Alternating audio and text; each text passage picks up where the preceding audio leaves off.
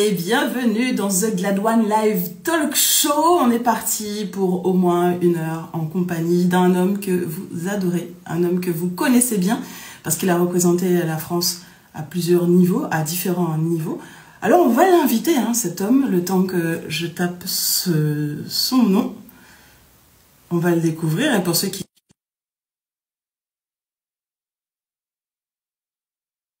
ne me connaissent pas, je me présente. Je suis Vanessa Gladon, ancienne médaillée internationale en athlétisme. Aujourd'hui, je suis retraitée des pistes depuis 2012. Je suis coach et thérapeute spécialisée en neurosciences appliquées. Et mon sujet, c'est la santé mentale en carrière et dans l'après-carrière. Dans cet esprit, j'ai créé ce live talk show, également ce podcast, afin de libérer la parole autour de ces sujets tabous, afin que l'on s'en sente compris et moins seul surtout.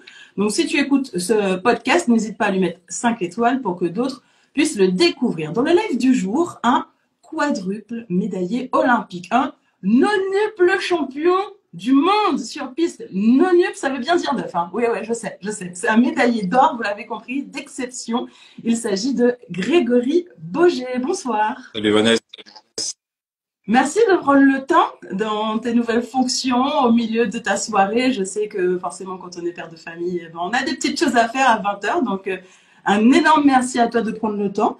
Et puis, pour aussi tous ceux qui nous suivent. Justement, aujourd'hui, tu es entraîneur de l'équipe de France depuis 2022. Tu sors de l'entraînement, là, aujourd'hui? Non, je sors pas de l'entraînement. Non, on est dans une petite coupure, là. On vient de finir le gros bloc de compétition de la première partie de l'année pour se diriger tout droit en direction des Jeux Olympiques. Straight. Là, maintenant, c'est derrière une boîte. D'ailleurs, félicitations, parce que j'ai vu qu'ils ont bien cartonné. Notamment Mathilde, je crois, qui fait une belle médaille. Je sais plus ce qu'elle fait, mais j'ai vu passer son nom sur les réseaux, donc bravo coach. Merci. La sélection d'ailleurs j'ai un cheveu qui m'embête. Voilà. La sélection pour les JO concernant le cyclisme sur piste. D'ailleurs, j'ai présenté nonuple au champion du monde, mais en effet de cyclisme sur piste. La sélection, elle est sortie chez vous ou pas encore? Non, elle n'est pas encore sortie. Elle devrait sortir dans quelques semaines. Voilà. Est-ce que justement, à quelques semaines de la sortie de cette liste, tu ressens, toi, une pression en tant qu'entraîneur ou pas du tout? Tu fais ce que tu as à faire? Oui, une pression, puisque avant l'annonce de la sélection, ça passe par une commission aussi. Donc, je sais que j'ai pas mal de dossiers à gérer en vue de cette commission pour décider.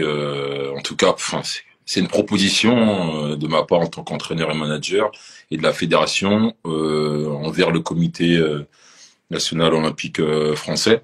Donc, ça va pas être une mince affaire à mon avis.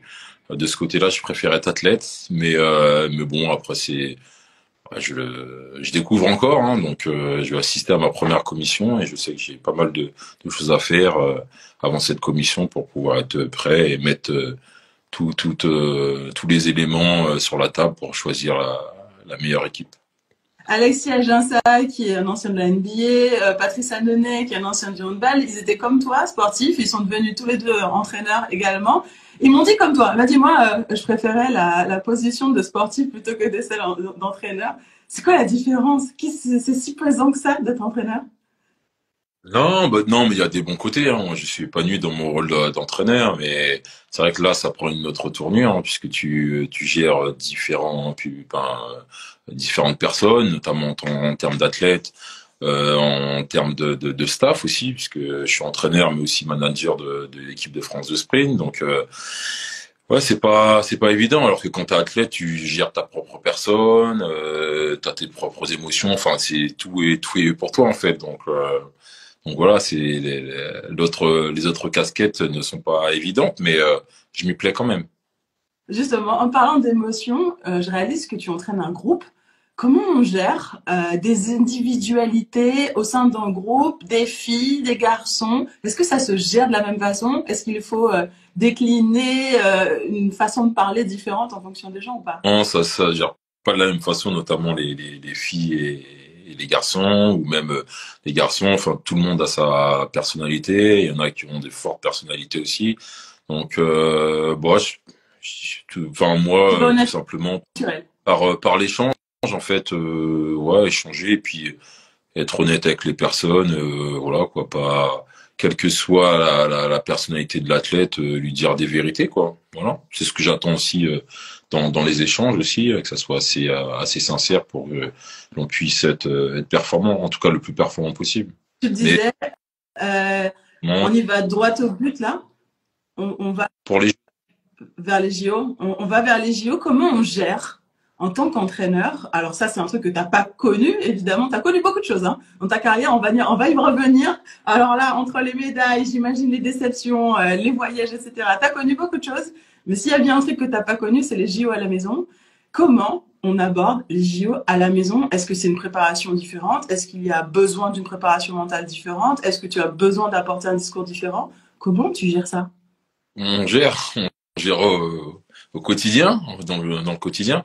À savoir que, alors moi, j'ai été suivi par une psychologue du sport toute ma carrière, et je travaille aussi avec une personne justement qui est, on va dire, un peu de prep mental ou presque dans le coaching pour m'aider justement à gérer tous ces choses que je ne j'ai pas appris à gérer auparavant en fait. Hein. Donc Donc là, tu te fais, pour bien comprendre, là, tu te fais aider, tu te fais accompagner pour avoir le meilleur discours possible pour tes sportifs.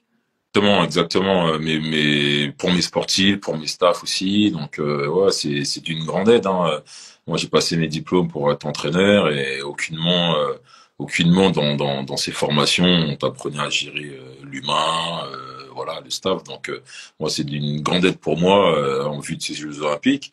J'ai déjà fait des Jeux Olympiques, mais pas à la maison. Donc moi aussi, il va falloir que j'apprenne à gérer mes émotions et aussi gérer mes discours ou moduler mes discours vis-à-vis de mes athlètes et de mes staffs. Donc je pense que je m'en sors bien jusque-là pour l'instant. Et puis ben ouais, on est presque dans la dernière ligne droite. Hein, donc va falloir continuer le travail que je fais à côté, en dehors des entraînements, pour que ça soit utile à mes athlètes. Est-ce que Mais ouais, pour pardon. les enfin être dans l'échange, encore une fois, la communication, je pense qu'elle est très importante en fait envers les athlètes et les staffs. Même pour moi, le fait d'échanger aussi avec d'autres entraîneurs aussi, ça m'aide aussi à relativiser sur certaines choses et puis même à dissiper un peu plus la pression que l'on peut avoir au fur et à mesure que les semaines passent. Tu disais que tu as eu tu as été accompagné quand tu étais sportif de haut niveau. Aujourd'hui, tu es accompagné en tant qu'entraîneur des sportifs de haut niveau. Quelle différence majeure tu constates entre les deux accompagnements? Bah là, forcément, je prends en compte qu'il faut moduler mon discours, en fait.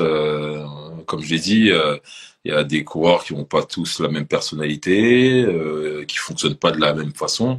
Donc ça, c'est quelque chose que je dois et je continue d'évoluer et d'apprendre. Donc, alors que quand vous êtes athlète, voilà, tout va vers vous et pour vous. Alors que là, le travail que je fais, c'est forcément pour moi, mais c'est pour les athlètes et pour du staff en fait. Donc Donc, c'est beaucoup dans les mots employés, la communication. Est-ce qu'il y a une notion de communication verbale, une communication posturale, puisque la manière dont on communique dans la gestuelle est importante aussi. dans la gestuelle, dans tout ce qu'on peut faire dans le quotidien, vraiment en compétition, c'est assez minutieux en fait. C'est pas, je reçois pas tout d'un bloc, mais vraiment ouais, quand je ressors de compétition ou de semaines d'entraînement, ouais, j'ai besoin de souffler parce que je fais énormément de travail. Et bon, en tout cas, ça m'aide, hein, et parce que je me considère encore comme jeune entraîneur. Alors c'est vrai que depuis 2022, j'entraîne l'équipe de France, et j'entraîne réellement enfin, en tout cas, j'entraîne depuis 2017 sur ma fin de carrière. Mais je reste encore jeune, donc et j'ai encore besoin d'apprendre des choses pour que je sois, en tout cas dans mon travail, que ça soit pertinent pour aller chercher les meilleures performances possibles. Est-ce que ça t'a semblé évident, tout seul? C'est toi tout seul qui t'es dit, tiens, j'ai besoin, pour optimiser mes performances en tant qu'entraîneur, d'être accompagné.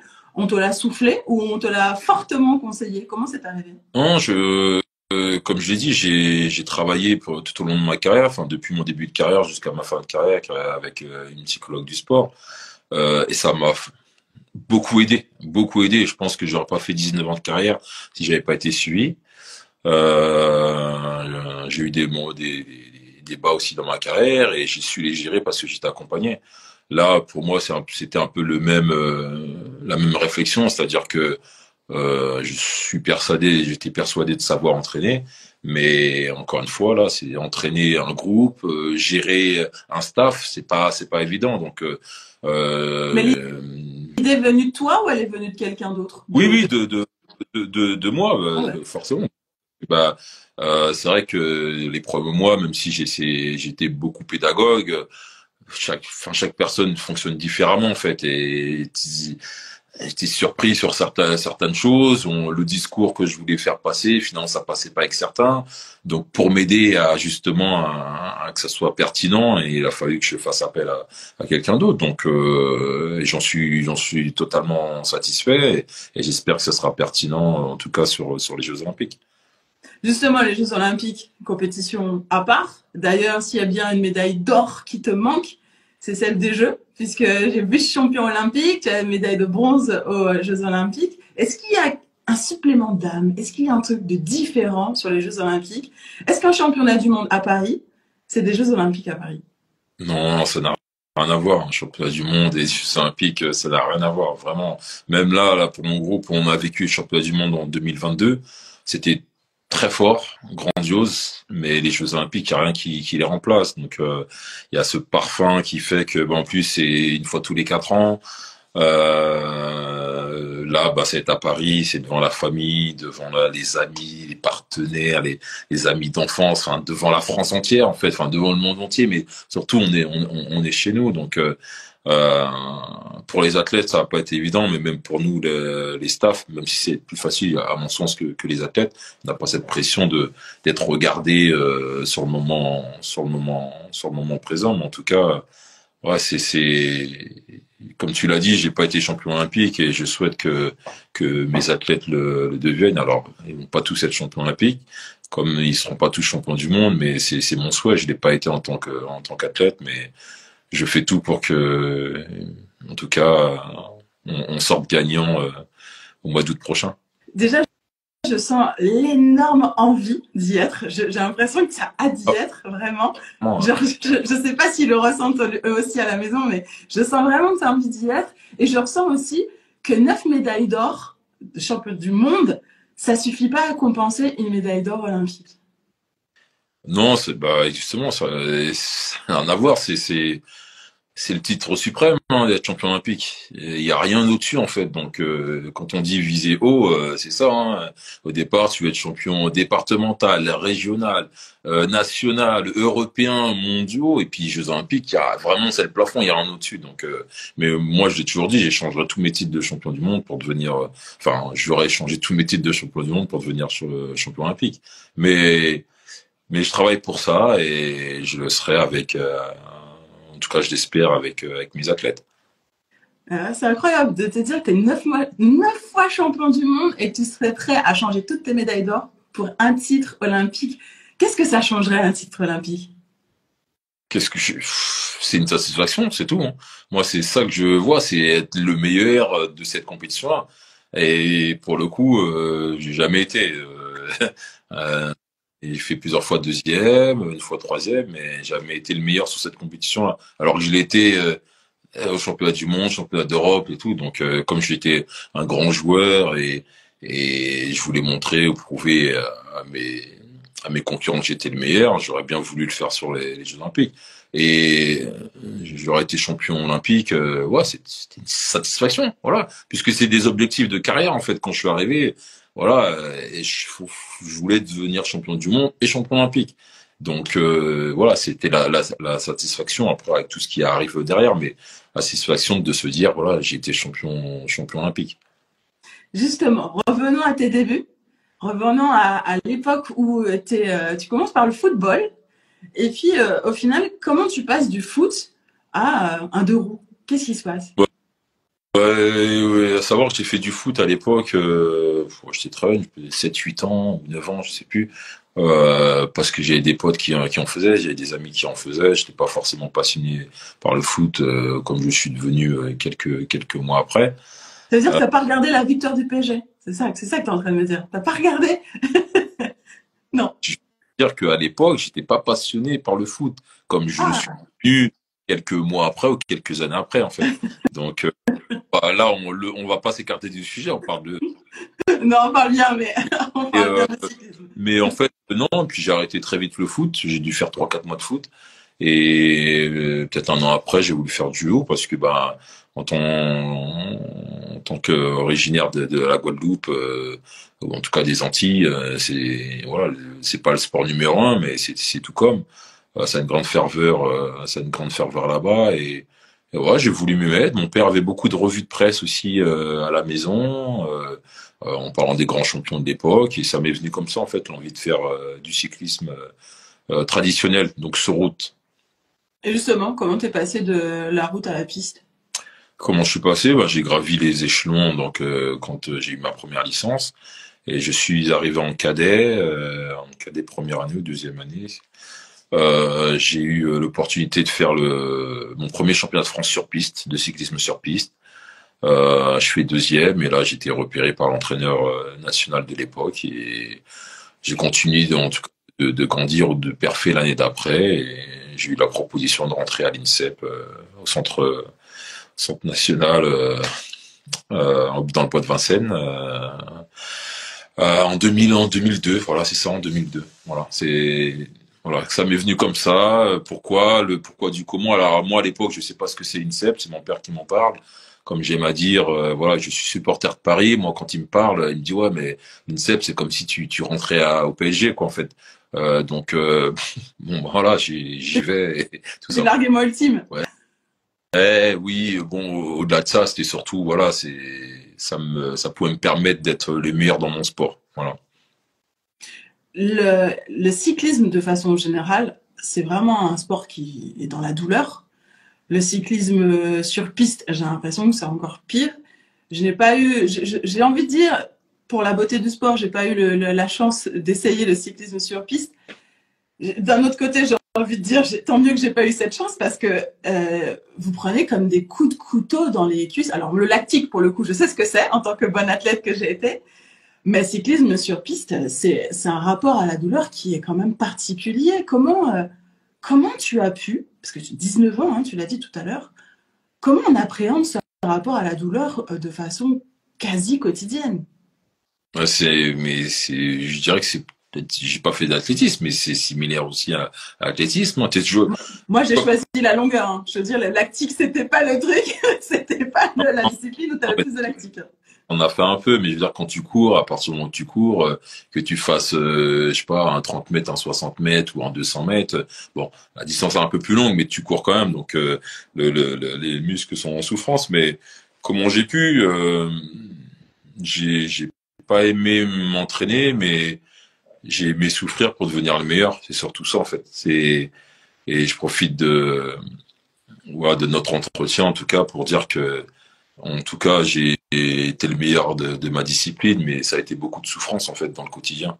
Mais tu souffres pas parce que tu as un objectif, en fait. Tu souffres parce que tu as un objectif, parce que tu veux. En tout cas, pour moi, c'était de devenir le meilleur et rester le meilleur à partir du moment où j'étais champion du monde. Donc, c'est beaucoup de souffrance mais tu le fais parce que, bon, pas automatiquement, parce que moi, je me levais aussi les matins. Vas-y, aujourd'hui, il faut que je sois capable de me donner au maximum, même si aujourd'hui, je suis fatigué. Aujourd'hui, il fait pas beau, il fait froid, tout ça.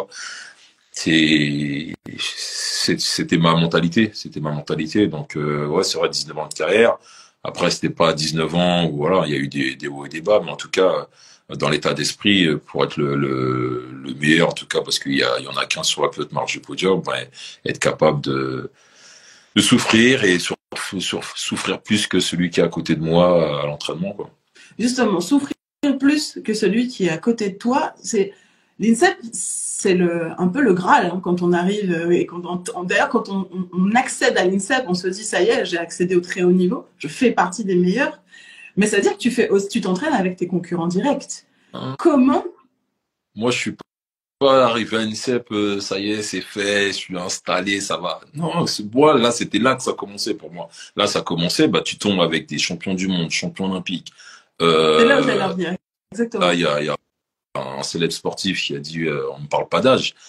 Euh, une fois que tu sors des juniors, en fait, tu tombes déjà avec des personnes qui ont peut-être 10 ans de plus que toi, 15 ans, voilà. Donc là où il faut s'accrocher, c'est-à-dire ben si tu veux prétendre aux meilleures compétitions et pourquoi pas être le meilleur, faut déjà que tu battes ben, les meilleurs, en tout cas les approcher sur les chronos, sur voilà et c'est ce qui rend, en tout cas ce qui m'a rendu enfin, facile, plus facile le quotidien, c'est-à-dire que voilà quand t'es fatigué, tu te lèves, t'as souffert hier, là aujourd'hui tu dois encore souffrir, t'as vomi à l'entraînement, mais tout ça, ça te forge un mental que en fait, qui te permet de surpasser pas mal de choses un peu plus tard. Mais au début, comment tu fais? Ben voilà, t'as envie d'être sélectionné, représenter ton pays, t'as envie d'être le meilleur, donc battre les meilleurs Français. Et puis à savoir que chez moi, quand j'arrive, il y a encore Florent Rousseau, Laurent Gannet, Arnaud Tournant.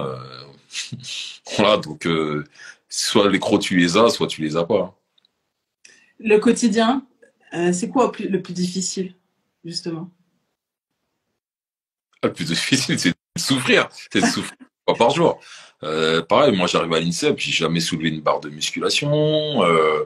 Je m'entraîne, je sais pas, 2 fois ou 3 fois dans la semaine. Bah, là, du lundi au samedi, 2 fois par jour. Rajouter 3 séances de muscu. Tu comprends pas ton corps, t'as les jambes, bah, tu comprends pas en fait, tu comprends rien. T'as la fatigue qui arrive.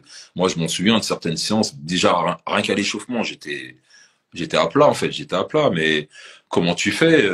Voilà, l'entraîneur à l'époque, il te dit bon bah voilà, il va falloir que tu t'accroches et te donner. Alors certains disent 2 fois plus. Moi, je me disais, faut que je me donne 4 fois plus que les autres, même ceux qui sont arrivés 1 an ou 2 ans avant moi. Ou tu vois, je suis arrivé avec un autre. Je m'en souviens plus de son prénom, mais on était deux du même âge arrivés. Le mec, il avait des facilités en musculation, vraiment, il m'écœurait, mais toujours, enfin, croire en moi, toujours croire que le travail que je fais, ça va payer en fait. Certains Donc, sont arrivés dans une situation de burn-out en se disant j'ai trop fait, j'ai tout donné, j'en peux plus. ouais, Est-ce que c'est une question que tu t'es posée? Est-ce que c'est un truc que tu as ressenti à un moment donné? non, bah, ceux qui ont trop fait, c'est en fait avant d'arriver à l'INSEP en fait. Voilà, c'est ça encore avec les années qui passent et moi je te dis pour le coureur qui est arrivé en même temps que moi, et déjà musculairement, tu vois il était déjà bien dessiné. Apparemment son père avait une salle de muscu, donc il avait déjà touché à la muscu. Après, je sais pas s'il soulevait de la charge, mais il avait une aisance. Je peux te dire que à m'écœurer, tu vois. Mais je me concentre, je me donne. Mais le burn-out, c'est là où il est fait en fait. C'est vouloir trop faire avant en fait. Moi, je suis arrivé à l'INSEP ben, en junior, c'est ça, junior deuxième année, c'est ça, 17 ans, je crois, ou 16 ans et demi. Enfin, voilà, j'ai pas été cramé par ce que j'ai fait avant en fait. Voilà. Et c'est pour ça qu'il faut faire attention, même si tu commences avant. Ça dépend ce que tu fais aussi, voilà. Mais non, non. Après, moi, j'ai pas eu peur. Vraiment, je me suis toujours dit. Et mon père, quand il m'a déposé à l'INSEE, je me rappelle à la première journée, m'a dit ouais, la fils, t'as le moyen de devenir le meilleur du monde en suivant ce que les gens te disent en fait. Donc, le but c'était de devenir le meilleur du monde. Donc, tant que je n'étais pas arrivé à mon objectif d'être le meilleur du monde, ben c'est me buter en fait, me buter. Hein. Je passais des week-ends, des fois je rentrais chez moi, je dormais, je faisais que de dormir. Les potes, vas-y viens, bah, et je dormais. Et des fois, ça m'est même arrivé les premiers mois, je voulais même pas revenir à l'INSEP tellement j'avais mal, tellement j'avais mal. C'est pas. Bah, au début, tu comprends pas, hein. Ton corps, il comprend plus rien. Il faut qu'il s'adapte, tout ça. Mais non, j'ai pas eu peur. J'ai toujours eu une grande confiance en moi. Certains, donc en tout cas par la suite, ont trouvé ça peut-être que c'était arrogant, mais bon, je suis partie des personnes qui croient qu'avec le travail, voilà quoi, tu es récompensé tôt ou tard en fait. Le travail, justement, ça forge un physique qui est assez particulier chez toi. On en a parlé il y a quelques années, il me semble que c'était 2012. D'ailleurs, je crois que ma première émission de télé, embauchée par France Télévisions, c'était avec toi. C'était le premier invité, donc tu vois, c'était en 2012. Aujourd'hui, on est en 2024, 12 ans plus tard, on est en live sur Instagram. Finalement, je me dis que ça fait chaud au cœur. On s'est pas perdu de vue. Juste, je me souviens que l'une des conversations qu'on avait eues, c'était tes cuisses, qui étaient quand même hors norme, qui était très, très, très musclé, voilà, hors norme dans le sens très musclé, et que tu me disais que tu étais obligé de faire des vêtements sur mesure. Ouais, Tu, c'est hors norme, je sais pas, bah, hein. quand on arrive à en faire des vêtements sur mesure, c'est que forcément, on n'est plus dans les normes de la mode. Maintenant, après, le physique, il change. Ouais, ouais, j'ai un tour de cuisse de 69, 70 centimètres.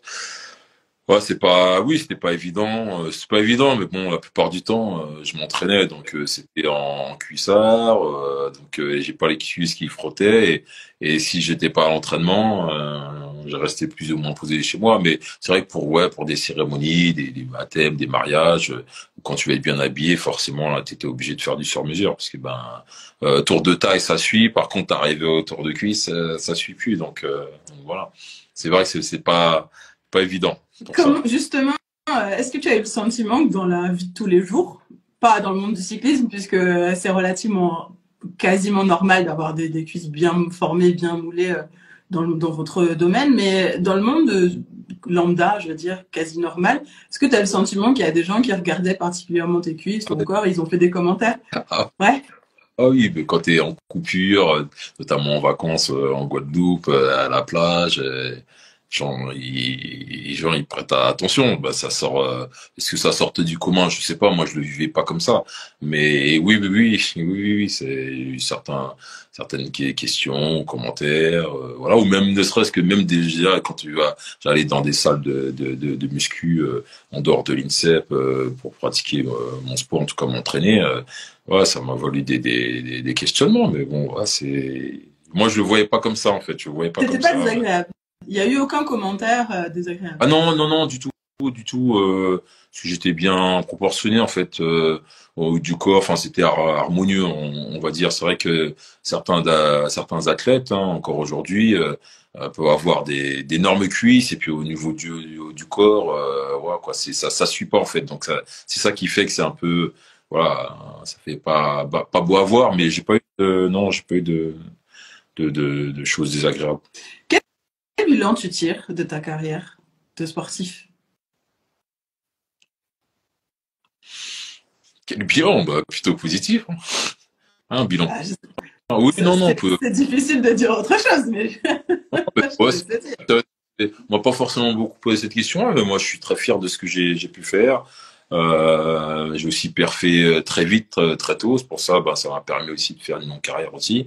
Bon, certes, j'ai pas été champion olympique, mais tous les objectifs en dehors du titre olympique que je me suis fixé, ouais, j'ai coché les cases. Donc, non, non, je suis très, très, très, très fier, ouais, de mon bilan, d'avoir représenté mes origines, mon pays, ma couleur de peau à travers le monde aussi.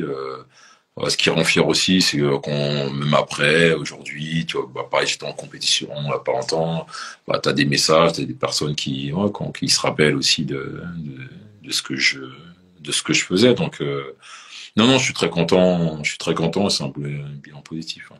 Justement, tes origines, on y revient. Tu es né dans l'Hexagone, comme on dit maintenant, parce que c'est rentré dans la loi, il faut dire l'Hexagone.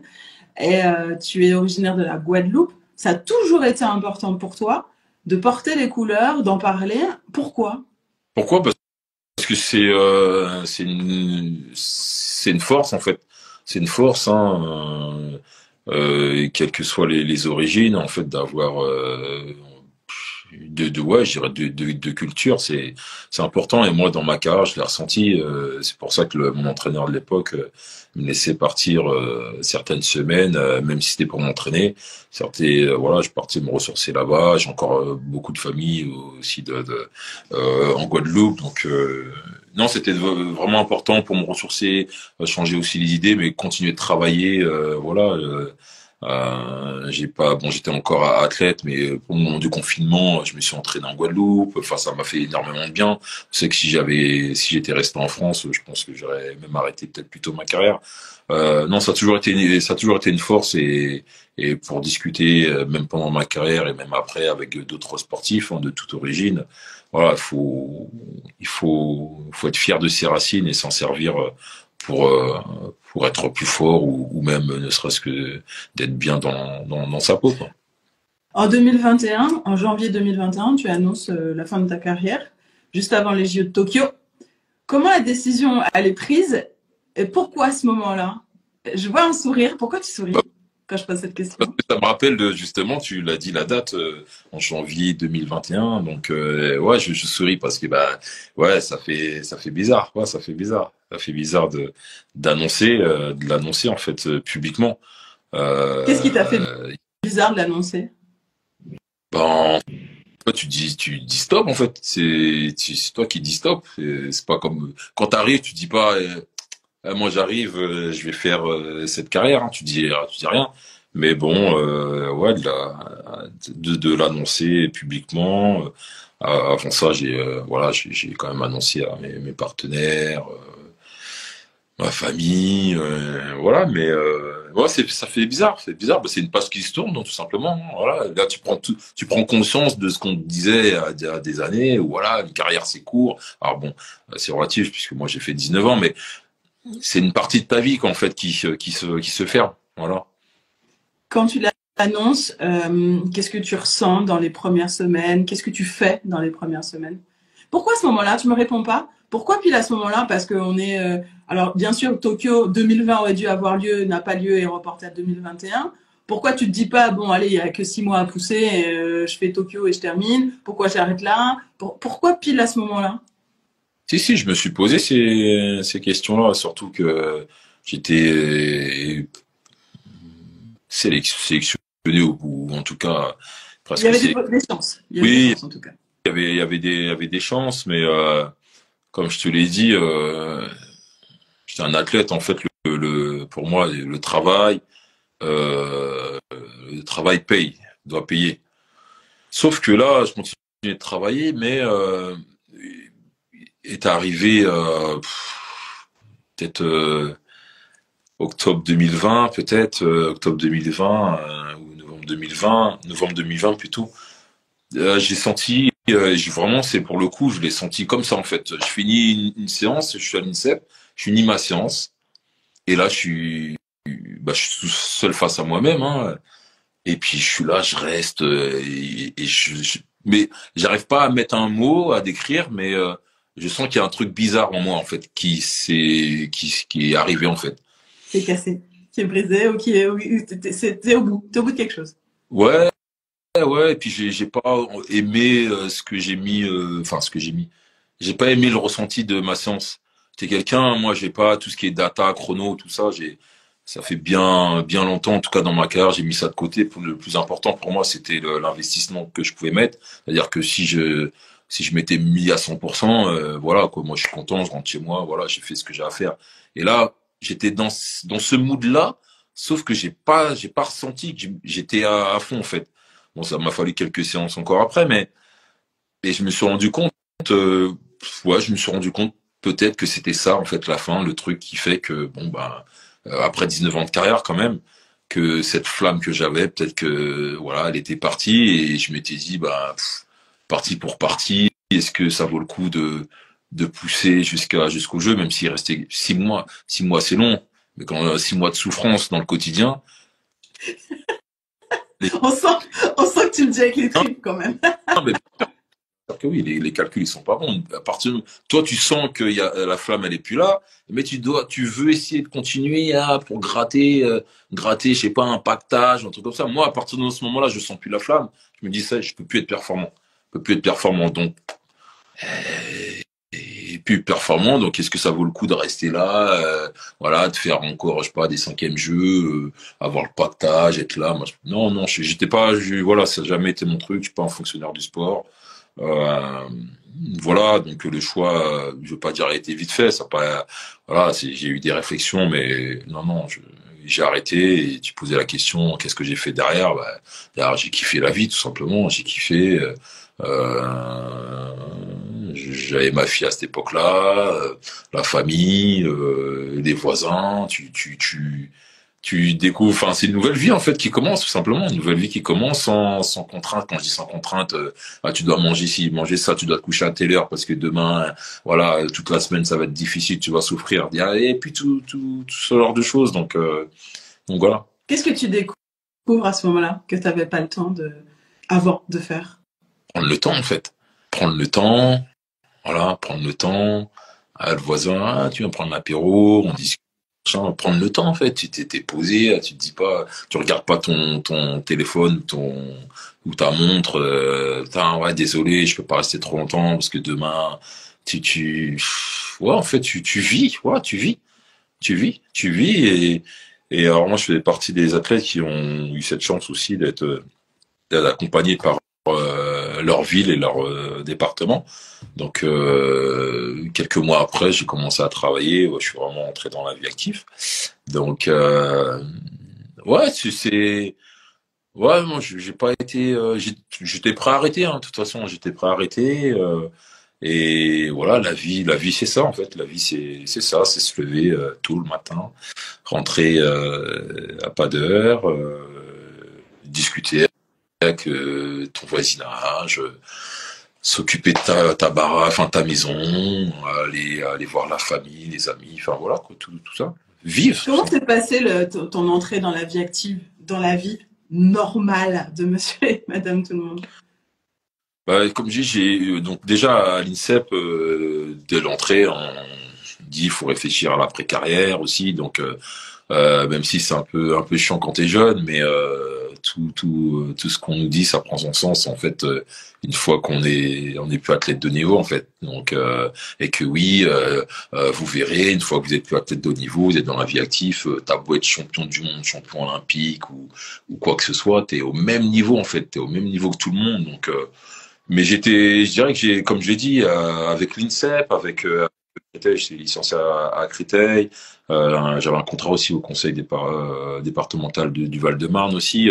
Des choses qui ont été préparées aussi en amont. Hein. Vraiment, c'est vrai que j'ai fait 19 ans de carrière, mais j'étais accompagné sur ces aspects-là où, voilà, prendre la mesure même si tant que tu l'as pas vécu, tu te rends pas compte, mais voilà, attention, quoi. Crois pas que, voilà, t'es entre guillemets le meilleur du monde, ouais, tu vas être choyé et tout ça. Non, il y a personne qui vient te masser, il y a personne qui, enfin, ah ouais, ouais, non, non, non, mais sincèrement, pour le coup, je m'étais pas posé de questions, mais j'ai tout bien pris en fait, tout bien pris et arrivé dans mon activité, tu discutes avec des personnes qui sont loin de là. Et puis moi, j'étais pas quelqu'un à me dire ouais, j'ai fait du sport avant et tout. Les gens ils savaient pas ce que j'avais fait avant, ou alors si je parlais un peu de sport, c'est voilà, je dis j'ai fait du sport, mais sans en rajouter. Donc c'est bien en fait, les gens te considèrent comme un être humain tout simplement et voilà, tu apprends à connaître les gens aussi, voilà. Tu parlais justement de la ville qui t'a accompagné, c'est Créteil. Et moi, je vivais dans la ville de Créteil. D'ailleurs, on se croisait régulièrement au bord du lac quand j'allais faire mon petit footing. Enfin, régulièrement, de temps en temps, plutôt. Tu étais très valorisé justement par cette ville de Créteil. Et pourtant, quand tu as commencé à travailler au sein de cette ville, il y a encore des gens qui te connaissaient pas? Oui, oui, oui, oui, oui, oui, oui, bien sûr, bien sûr. Étonnant.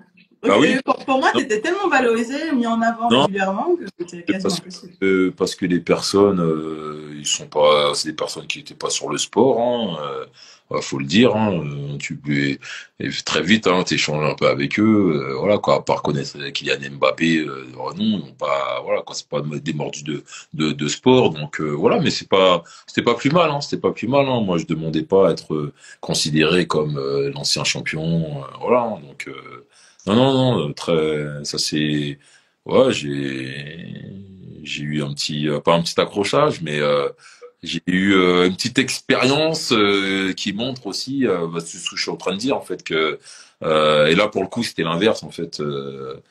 une de mes responsables s'était un peu mal exprimée vis-à-vis de moi. Je lui avais simplement dit que voilà, bon, je suis pas son enfant ou un truc comme ça, et ouais, qu'elle devait me respecter.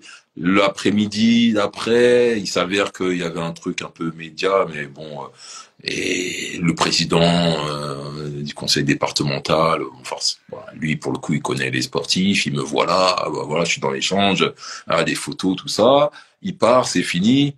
Ah, comment ça se fait que tu connais, hein, machin. Ah, bah, si tu veux, tu peux rentrer plus tôt aujourd'hui. Non, bah, tranquille. Non, non, je vais partir à l'heure de d'habitude avec les collègues et puis c'est tout, quoi. Voilà. Certains ont du mal justement à vivre cette adaptation, les us et coutumes, la manière de parler, la manière de s'habiller, la manière d'avoir un rythme qui est quand même très cadré, hein, de métro boulot dodo. Mm. C'est pas toujours évident pour tout le monde de rentrer dans ce cadre-là, dans un rythme qu'on n'a pas connu pendant des années, qu'on n'a jamais connu d'ailleurs. Comment toi tu l'as vécu, cette rentrée dans un rythme que tu connaissais pas avant, avec des us et coutumes, des langages différents? Je l'ai bien vécu, hein, je l'ai bien vécu. Hein, moi, à partir du moment où il y a les règles, ou tu connais les règles ou les codes, en tout cas, bon, bah, tu navigues dedans, hein, t'es poli, tu parles bien avec les gens, tu t'inventes pas une histoire, tu fais ce qu'on te demande de faire. De toute façon, c'était pas compliqué, hein. Les matins, bon voilà, aujourd'hui c'est ça, ça, ça, ça. Voilà, tu fais, t'es dans l'échange, voilà, t'es quelqu'un de assez sociable. Je pense que le fait aussi d'avoir grandi aussi à l'INSEP tout au long de ma carrière, le fait de discuter avec d'autres sportifs, des personnes aussi du personnel, ça m'a aidé, hein. Je dis ça parce que aujourd'hui, moi, j'ai des athlètes qui sont entraînés à 50 ans, où il n'y a pas forcément voilà, de ce côté social où ils sont entre eux, voilà, ils sont entre eux, il n'y a Ouais, pas vous êtes forcément assez isolé. assez isolé, donc mais bon, bah, j'ai grandi, j'ai aussi évolué tout au long de ma carrière, hein. Je pense que j'ai aussi des agents où on m'a fait comprendre aussi que, tu vois, quand t'es invité à droite à gauche, alors c'est pas répondre à toutes les sollicitations, mais il faut aussi penser à demain. Peut-être que toi, t'auras besoin d'un petit coup de pouce à certains moments de enfin, de ton après-carrière, voilà. Donc non, vraiment, j'ai par expérience et je suis sincère, j'ai pas d'appréhension. Même si je savais que certains anciens sportifs bah, l'ont mal vécu parce que ben ouais là t'es considéré comme quelqu'un de lambda, ce regard peut-être que il s'était fait quelque chose, enfin ouais Tu en avais entendu parler justement de l'après-carrière. oui Il y avait des gens, je sais pas, alors au cours d'une carrière, on parle évidemment, et à l'INSEP notamment, sur le fait qu'il faut penser à l'après, en ayant des diplômes, en faisant un réseau, etc. Mais l'après-carrière identitaire, la santé mentale, le bien-être, est-ce que c'était quelque chose, là tu viens de le dire, que certains avaient mal vécu? On t'en avait parlé encore quand tu étais oui sportif? oui, bien sûr, hein. Et j'ai vu aussi quelques reportages aussi qui commençaient à se faire là sous ma fin de carrière sur la précarité des athlètes. On en parle de plus en plus, heureusement. Encore peu à mon sens, mais je pense que c'est important, c'est important.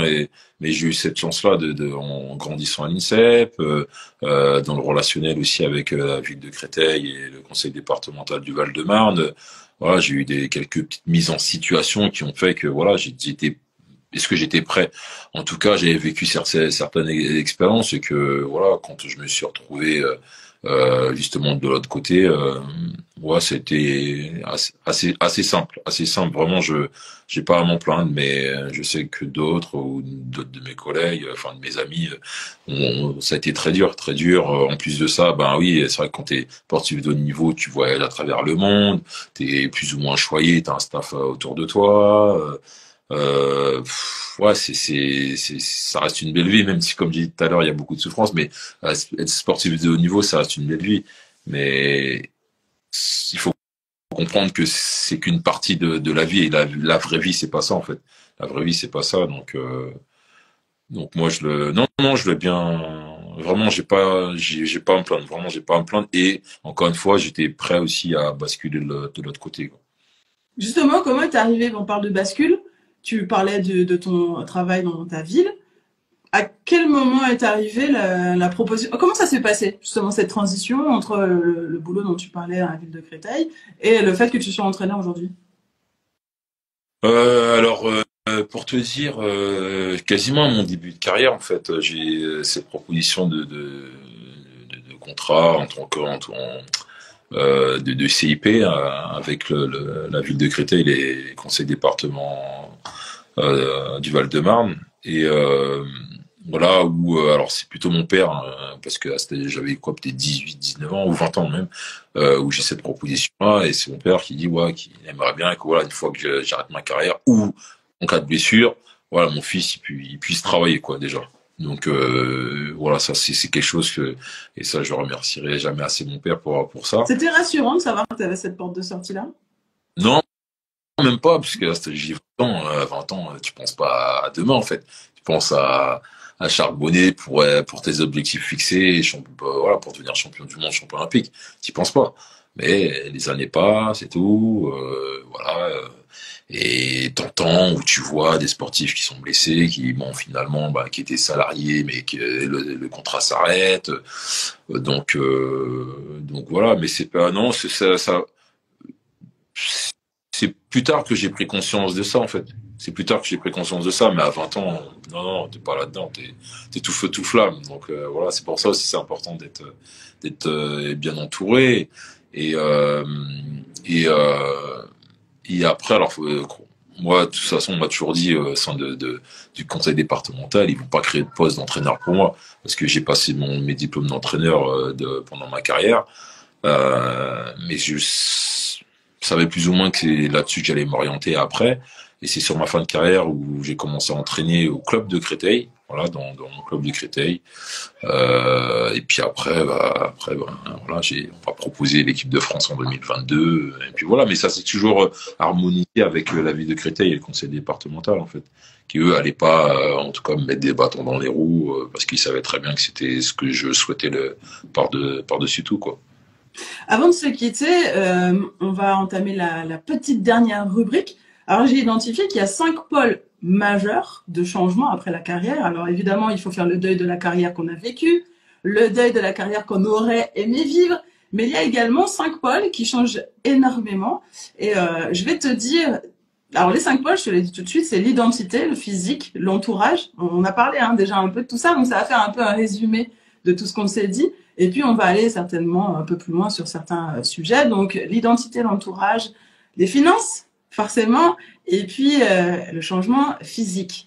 Donc, si je te dis rythme de vie, j'imagine que pour toi, aujourd'hui, il est quasiment redevenu le même que ce que tu as vécu quand tu étais sportif de haut niveau, voire pire peut-être même. Exactement. C'est fait partie des moments où c'est pas forcément facile à vivre hein, parce que 19 ans de carrière et puis là tu rebascules encore dans un rythme où voilà, tous les jours, même des fois le week-end, donc c'est même peut-être un peu pire que quand j'étais athlète et ouais c'est pas le mieux dans le boulot là c'est pas le mieux hein. Ouais, vraiment un peu trop. Après, ouais, c'est ce que je m'étais dit aussi. Si je bosse, en tout cas, je travaille à ce niveau-là, t'es obligé de remettre à fond, quoi. Remettre à fond.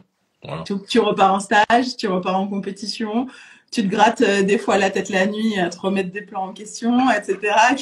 Parce que tu ne faisais pas quand tu étais sportif de haut niveau. Ouais, c'est pas. Oui, exactement. Bah, de toute façon, je suis passionné, mais c'est au quotidien, c'est tous les jours, c'est même quand t'es en pseudo coupure, réflexion, voilà quoi. Je sais pas si je pourrais si je pourrais faire autrement, mais en tout cas à ce niveau-là, est-ce que c'est normal, je sais pas. Mais en tout cas, voilà, il reste 99 jours en vue des Jeux Olympiques et je pense que voilà, tu veux rien rater, tu veux rien oublier. T'as posé des choses il y a quelques mois. Ah bah tiens, non finalement, pourquoi je le changerais pas? Enfin, voilà, t'es toujours en réflexion, à part quand t'arrives à dormir la nuit. Mais bon, même la nuit, je dors pas, donc je fais pas des peines quoi. Quand on a un rythme de vie d'entraîneur de haut niveau, on est obligé d'avoir un entourage qui continue à te suivre, qui continue à presque murer ta vie puisque tu as une vie de famille. Il faut assurer le quotidien. Parce que l'entourage est aussi important que lorsque tu étais athlète, du coup. Ouais, bien sûr, même si c'est un autre niveau. Voilà, c'est un autre niveau. Là, moi, quand j'étais athlète, donc où j'ai toujours la même femme, hein, qui me suit même ma carrière, qui est là pour canaliser, t'aider, relativiser sur certaines choses. Là, c'est un peu le cas, même si c'est plus un partenaire, c'est-à-dire que ben ouais, il y a des choses forcément des tâches qui sont liées par rapport à la maison que l'on doit faire ou par rapport à la petite, tu vois, pour l'école. Donc voilà quoi, ben tiens, aujourd'hui moi je vais pas pouvoir rentrer à cette heure-ci pour aller récupérer la petite. Donc voilà, c'est lié. Et c'est important parce que ben ouais quoi, c'est si j'avais pas ma femme, j'aurais peut-être pas fait peut-être aux 19 ans de carrière. Enfin, ma femme, il faut trouver la bonne femme, surtout. Et en tant qu'entraîneur, peut-être que j'ai réussi à arrêter avant aussi. Donc, il y a beaucoup de compréhension de sa part, hein. J'étais athlète et puis là, en tant qu'entraîneur, donc voilà. Et les joies, elle vit avec moi, les peines, elle les vit avec moi aussi. Donc voilà, mais bon, il y a 99 jours et puis bientôt 98 et puis après on verra s'il y a si on doit modifier, si je dois modifier certaines choses pour la suite. L'entourage, notamment, on en parle là, c'est quelque chose qui change énormément après la carrière. Quand tu es passé à la ville de Créteil, ça a changé. Les gens que tu fréquentais au quotidien étaient plus les mêmes. Là, ce sont de nouveau les mêmes puisque, alors sauf ta femme qui t'a suivi. Alors ta femme, on en parle, hein, c'est Olivia Montauban, double championne du monde junior. Voilà, il faut le dire que tu es accompagnée par quelqu'un qui comprend ce que tu vis, qui a accompagné ton quotidien à l'entraînement, qui a accompagné aujourd'hui, qui accompagne ton quotidien en tant qu'entraîneur. Qu'est-ce que ça t'apporte d'avoir une femme qui comprend tout ce que tu vis? Est-ce que ça facilite est-ce que c'est pas vraiment facilitant? Enfin, je me doute que c'est facilitant. Comme tu le dis, oui, c'est très important, c'est très important. Elle a été aussi athlète, bah, c'est surtout important parce qu'elle a été athlète de haut niveau. Donc je pense que là, elle arrive à comprendre les choses. Après, elle n'avait pas le même fonctionnement que moi, ou vice versa en fait. Mais en tout cas, il y a beaucoup de compréhension de sa part, hein, comme je dit, partir en compétition, en stage. Être fatigué quand tu reviens, tu veux pas aller voir voilà, la famille ou les amis. Est-ce que malgré ça, il y a des moments où elle te dit t'en fais trop? Ou pas du tout? Non, non, C'est non, jamais un sujet. non, comme je dis, elle comprend, c'est de la compréhension. Et comme je dis, si elle ne comprenait pas, elle est plus difficile pour moi. Même si je dis elle le comprend, mais à des moments, attention, ce sera bien de pas oublier aussi que voilà quoi, t'as aussi une vie de famille. Donc non, c'est mon équilibre. Et comme ça l'a été quand j'étais athlète, ça l'est depuis que j'entraîne en tout cas.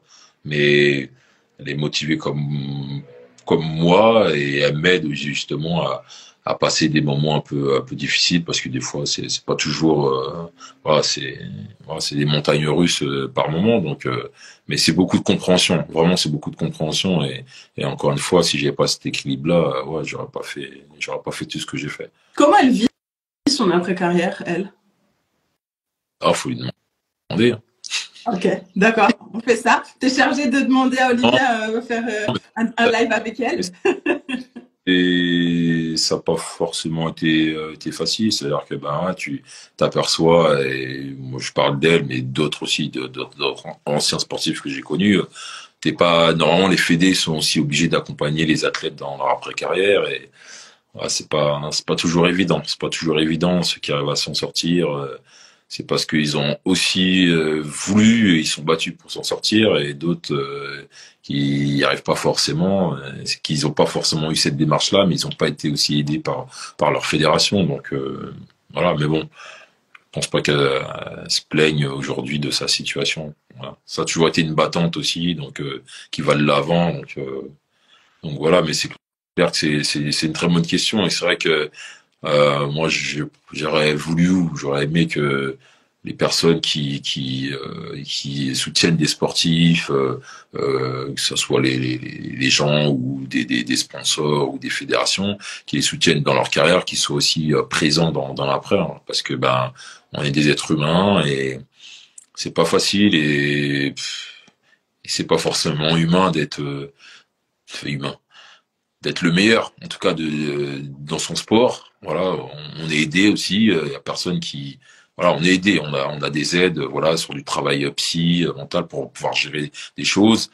Quand on est choyé aussi, c'est quelque chose de pas facile. Et quand tu retournes dans l'anonymat, il faut comprendre que ça va pas être facile pour certains. Donc, continuer d'apporter du soutien, de l'amour, ou ne serait-ce que voilà, de faire sentir que les personnes sont encore là, même sur l'après, en fait. Justement, en parlant d'anonymat, toi, c'est clairement pas ton cas, puisque tu es entraîneur de l'équipe de France. J'imagine que en tout cas, par rapport à ton entourage proche, tu sais, ils savent exactement quand tu vas dans une entreprise qui sait pas du tout qui tu es. Là, c'est pas du tout ton cas, puisqu'au quotidien, ta fédé, ceux que tu entraînes, tu les connais, ils t'ont connu. Quel regard ils ont comment ça a basculé votre fonctionnement? Parce que tu es passé, ils t'ont connu athlète, puis 2 ans plus tard, quasiment, voire 1 an même, tu es devenu leur entraîneur. Est-ce que ça a aidé justement ton passé? Est-ce que ça a été difficile de t'imposer en tant que coach? Comment c'est harmonisé ce passage? Moi, ça a été rapide, hein. Ça a été rapide, j'ai arrêté bien. Et ma carrière, et en 2022, janvier 2022, j'entraînais en équipe de France. Mais disons, comme j'avais commencé à entraîner depuis 2017, euh, et il s'avère, bon, on parle des valides, mais j'entraîne une athlète aussi paralympique. Justement, depuis 2017, j'ai toujours été dans l'entraînement et toujours essayer de faire en sorte de transmettre mon expérience. Là, quand je suis arrivé en 2022, peut-être que j'étais cash ou peut-être trop cash avec certains, mais j'ai échangé avec eux et c'est purement professionnel et que l'objectif c'est de perfer aux Jeux Olympiques et que très vite il va falloir se mettre au travail parce que moi j'estimais ce qui était fait dans mes dernières années, en tout cas ce qui était proposé dans le travail. C'était pas le bon parfum pour être le plus performant aux Jeux Olympiques. Donc, ça a été de se focaliser, enfin, leur dire de se focaliser sur le travail du quotidien. C'est ce qui m'a rendu les choses, enfin, la tâche plus facile. En tout cas, quand je suis arrivé, j'étais assez pédagogue avec eux, donnant mon expérience. Voilà, donner de la confiance aussi, les pousser dans leur dernier retranchement pour qu'ils soient capables de, de se surpasser, voilà, de se surpasser, toujours dans l'échange, dans la communication, et puis voilà, mais ça, alors qu'on peut voir que ça a été une bonne première année, l'année dernière un peu plus difficile, parce que ouais, c'est pas, encore une fois, c'est pas évident d'être sportif de haut niveau, de souffrir en quotidien, d'avoir une personne, alors moi je mets pas de pression en compétition, mais surtout à l'entraînement, encore une fois qu'ils aillent se surpasser et ça faut arriver à le vivre et c'est pas évident quand t'as pris un pli, on va dire un pli où t'as pris l'habitude de travailler d'une certaine manière. euh, Faut le comprendre, donc voilà, mais ouais, ça fait encore partie de l'expérience, mais je pense que de ce que je fais en tout cas depuis 2022, j'ai toujours aussi des fois cette réflexion. Ah, et est-ce que le fait que je suis l'entraîneur, mais j'ai eu aussi un palmarès, il n'y a pas ce truc qui fait que ouais, limite, je vais jamais atteindre le niveau de mon entraîneur, tu vois. Je leur ai jamais posé la question, je l'espère pas, parce que moi, ce que je veux, c'est qu'ils fassent. Je leur demande pas de faire comme moi. Au contraire, je préférais qu'ils fassent encore mieux que moi. Mais pour être performant, voilà, on est deux sur le vélo, quoi. Je suis pas, enfin, c'est pas, certes, ils pédalent, mais comme je considère que je suis en tandem avec mes athlètes et c'est ce que je veux en fait. Donc, mais bon, encore une fois, la compréhension des choses, voilà, toi tu peux comprendre les choses, d'autres ne peuvent pas forcément comprendre au même moment, donc c'est ça qui est pas forcément évident. Mais voilà, je suis pas en concurrence, enfin, je suis pas en concurrence, je suis pas en concurrence, voilà. Avec tous, j'avais plutôt les chances faciles aussi quand j'étais athlète. Voilà, après entraîneur, bon forcément il y a une barrière qui s'installe dans le sens où ouais, Greg c'est mon entraîneur, hein, c'est pas mon pote, c'est pas l'ancien coureur, donc mais ça c'est pas ça s'est plus ou moins bien passé, ouais. Tu parlais d'être en tandem sur un vélo, symboliquement. Physiquement et réellement, tu continues la pratique sportive. À quel rythme? On parlait de douleur, de souffrance. Tu as forcément une addiction à la souffrance puisque tu as connu ça à 19 ans, Non, mon Dieu. non, je le faisais parce que j'avais justement des objectifs en tête. Et si je faisais pas, si je souffrais pas, ça allait pas le faire. Là, non, je suis remonté il y a quelques mois sur le vélo. Mais pour aider, voilà, la meilleure chance de médaille dans mon groupe là, pour travailler l'aspect tactique et technique sur le vélo, quoi. Donc, mais il faut pas croire que c'est facile. Je souffre ces moments-là. Et, mais voilà, après, oui, physiquement, ouais, j'ai pas, on le voit pas, mais j'ai quand même pris du poids. J'ai pas perdu des masses que ça au niveau des cuisses, mais Je confirme, hein, perdre des cuisses, c'est pas si facile que ça. En revanche, prendre du gras, ça c'est très facile, il n'y a pas de problème. très facile, mais je le vis bien. J'essaye de, voilà, de faire attention quand même à pas non plus m'emballer sur le poids, hein, parce que j'aime bien. Je suis un grand gourmand aussi, j'aime bien manger, mais ouais, j'essaye de faire attention quand même, hein, c'est voilà, et de me préparer aussi, hein, et tout comme mon staff, hein, j'ai déjà dit en fin d'année dernière, on prépare nos athlètes, mais nous aussi, faut que l'on se prépare dans la tête et physiquement aussi à être prêt justement pour l'échéance des Jeux Olympiques. Pourquoi il faut être prêt? Qu'est-ce que ça changerait d'être prêt ou d'être pas prêt? Ouais, parce que on se sentira déjà mieux physiquement, enfin en termes de santé, on se sentira mieux. On sera plus à l'écoute, plus aux aguets sur certaines choses, enfin certains points où il faut être vigilant. Ça nous permettra de se sentir mieux et puis de montrer aussi à nos athlètes que on est dans la même démarche qu'eux en fait. Il est là, On papy. Il est pas vieux. les prépare et on se prépare aussi. Hein. Voilà, non, je pense que c'est important. Voilà, moi j'aime bien. Moi j'ai déjà quand j'étais athlète, j'aime bien avoir un staff. Voilà, bien voir, bien sentir quoi. Là, ils sont bien là, bien présents. Et voilà, comme des soldats et voilà, prêts à tirer dans le même sens. Le dernier pôle de changement, c'est les finances. J'imagine que quand on arrête sa carrière, les revenus changent forcément. Comment tu l'as vécu? Est-ce que tu l'avais anticipé? Est-ce que ça a été difficile à vivre pour toi ou au contraire, c'est un long fleuve tranquille? Ouais, ça n'a pas été évident, mais pas plus que quand j'ai eu ma fille, donc donc euh, donc ça nous a préparé à peu. Ouais, ouais, c'est clair. Non, vraiment, moi l'expérience, en tout cas niveau financier, c'est plus avec l'arrivée de la petite. Hein, donc voilà. Après, forcément, oui, t'es plus sportif de haut niveau, tu fais pas de compétition, ou en tout cas, tu fais pas de médailles ou t'es pas titré, donc forcément t'as des coups, des découpes en moins, mais bon, c'est pareil, hein, comme je l'ai dit, par rapport à l'après-carrière où fallait réfléchir à ce qu'on allait faire demain, c'est partie des choses. C'est très bien qu'à partir du moment où tu sors du milieu, bah, t'auras pas les mêmes revenus, donc à un certain moment, mais bon, c'est comme ça. Moi, je prends les choses naturellement, simplement, et j'y fais face. Hein, donc voilà.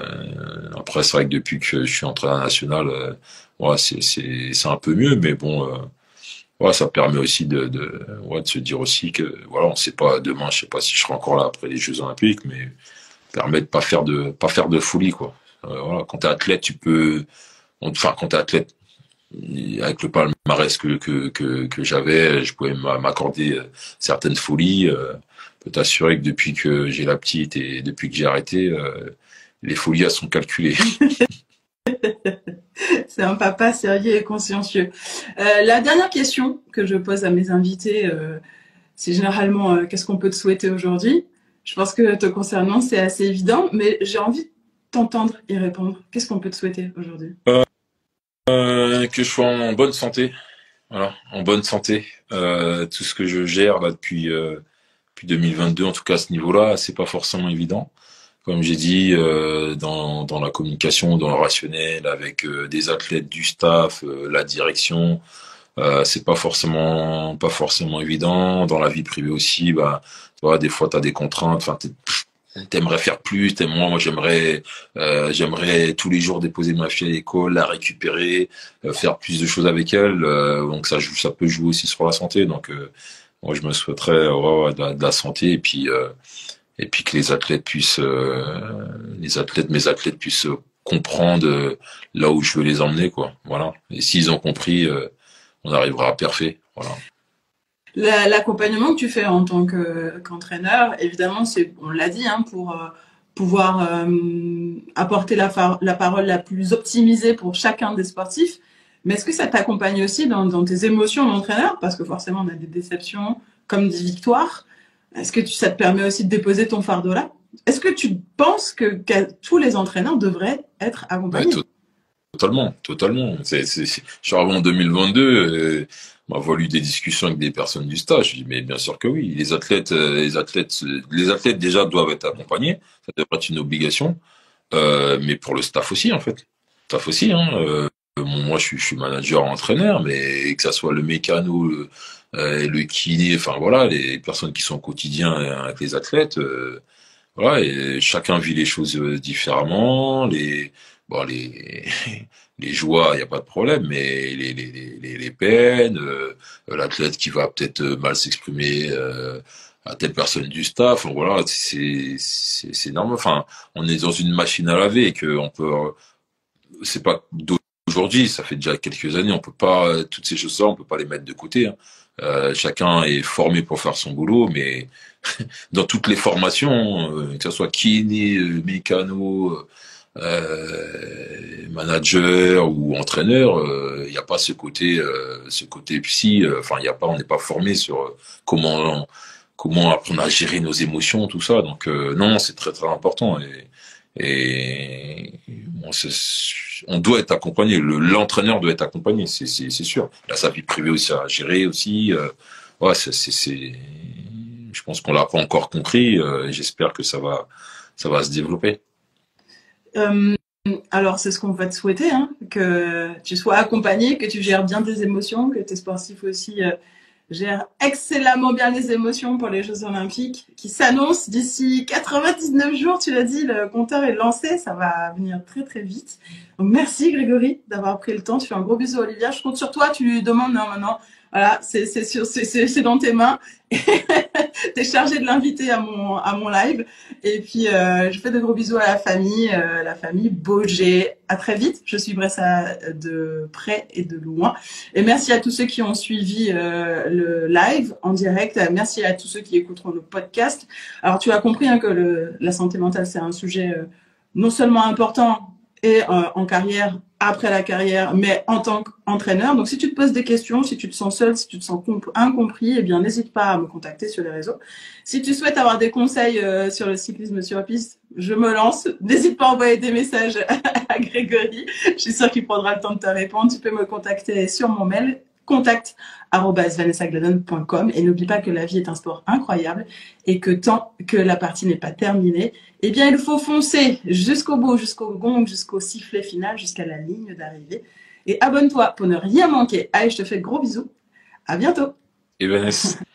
Bye.